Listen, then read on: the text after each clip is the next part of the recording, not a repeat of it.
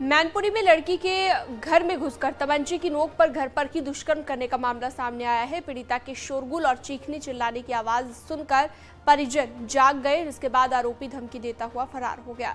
पीड़िता के पिता ने थाने में शिकायत दर्ज करा आरोपी के खिलाफ मामला दर्ज कर लिया है। पुलिस ने पड़ोस के रहने वाले आरोपी की तलाश शुरू कर दी है।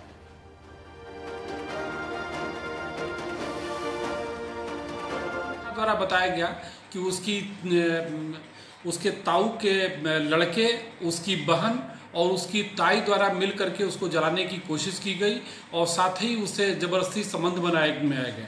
इस संबंध में पीड़िता के मां की तहरीर के आधार पे 307, 376 पॉक्सो एक्ट के तहत अभियोग पंजीकृत कर लिया गया है और साथ ही आरोपी उसकी ताई को हिरासत में लेकर पूछताछ किया जा रहा है।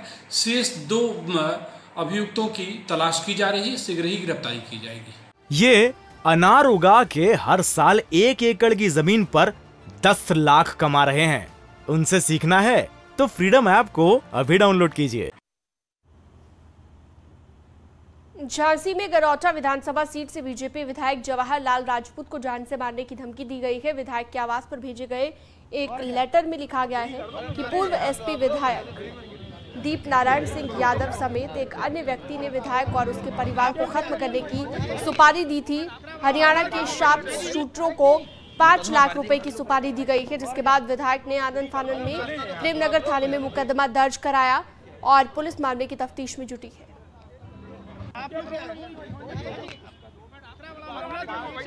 उत्तर प्रदेश में योगी जी सरकार द्वारा लगातार माफियाओं के खिलाफ, अपराधियों के खिलाफ पूरे प्रदेश भर में कार्रवाई की जा रही है और हमें लगता है उसी के तहत जनपद झांसी में भी, बुंदेलखंड में भी कार्रवाई हो रही है। बाकी हम कह सकते हैं कि हमें एक पत्र मिला है लिफाफे में बंद, रजिस्टर्ड, उसको अपन ने डीआईजी और एसएसपी को दिया है। वो पुलिस प्रशासन का काम है, शासन का काम है। कौन इसके पीछे, किसका षड्यंत्र है, कौन से लोग हैं, हमें नहीं पता। ये प्रशासन का और शासन का काम है, वो जांच करेगी।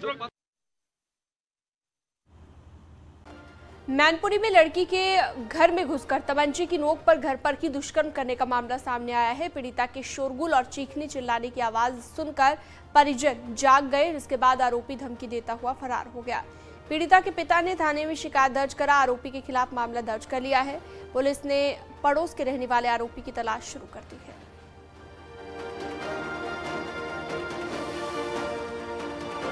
द्वारा बताया गया कि उसके ताऊ के लड़के, उसकी बहन और उसकी ताई द्वारा मिल करके उसको जलाने की कोशिश की गई और साथ ही उससे ज़बरदस्ती संबंध बनाए गए।